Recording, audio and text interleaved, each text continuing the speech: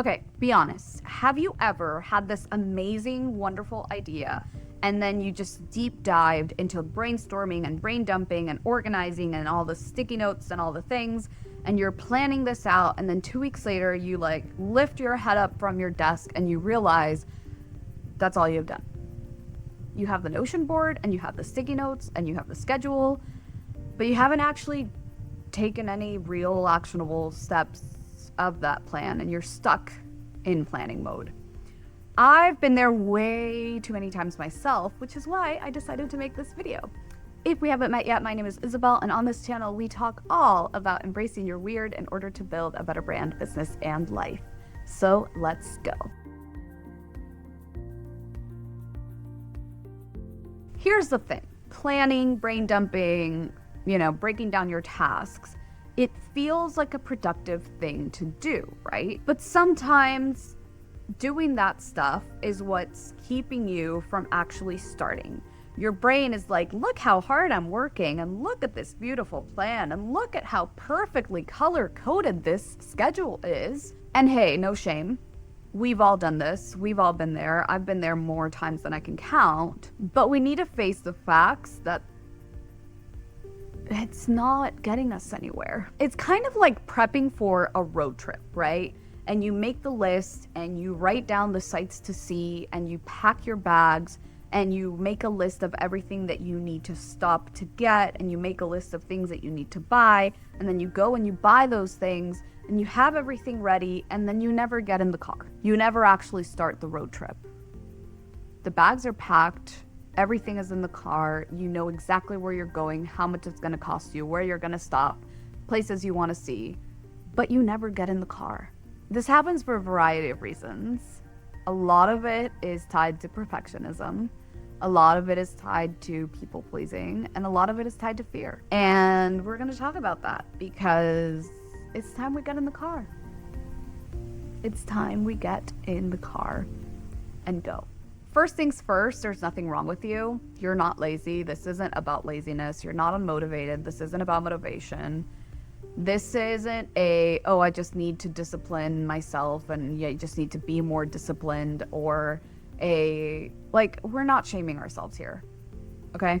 That's not what we're doing. What we need to realize and identify is where it does come from. Because planning feels safe, but starting feels risky, and finishing feels even riskier, and putting the thing out there feels even riskier. And so we need to figure out why we're feeling unsafe so that we can get to the root of why we're not actually getting in the car. Because if you start, people might have opinions, and if you start, you might make mistakes, and if you start, people will see what you're doing, and you might succeed or you might fail, but you also might succeed and still feel unworthy of that success. There's a lot that you can unpack here, right? Like I said before, perfectionism, people-pleasing, fear. Perfectionism tells you that you're not ready. It's like, I need to know more about this before I can get started. I need to learn everything. I need to get one more certification. I need one more week to prepare. I need to write one more draft. It makes good enough feel like failure. And good enough is exactly what it says. It's good. It's good and it's enough. And that's what we need to realize if what you're struggling with is perfectionism.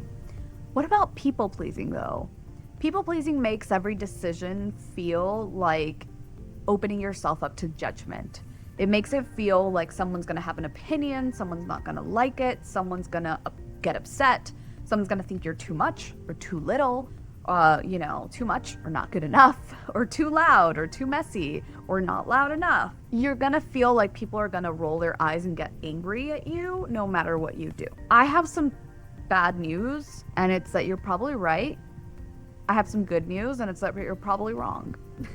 And what I mean by that is, yeah, there's always going to be people judging you and criticizing you, but there's also always going to be people who are really impressed by what you're doing and who are amazed by what you're doing. So focus on the second group and stop focusing on the first group. And then we have fear, right? And this could be a fear of being visible, which is usually tied to the whole perfectionism and people pleasing that we already talked about, because being visible means you're at risk for judgment and criticism and a whole lot of other stuff. There's fear of failure, because failing publicly, goes back to perfectionism and people pleasing, is hard. Fear of making a mistake is hard because we're not taught that mistakes are part of the learning process. We're taught that mistakes are bad, and they're not. They're part of the learning process. And then there's fear of success, which is even trickier because why would you fear being successful? But success, your success, can and probably has triggered people in your life before. And your success also means that you're more visible, which means that now you're open to judgment again. Whatever the main cause of it, what I want you to know is that none of that goes away if you never start anyways. It's still gonna be there. You're still gonna feel it. But if you're taking the steps to move forward, first of all, you realize that a lot of those things are more in your head than in real life. But second of all, you actually get to where you want to go, despite your fears and your perfectionism and your people-pleasing habits.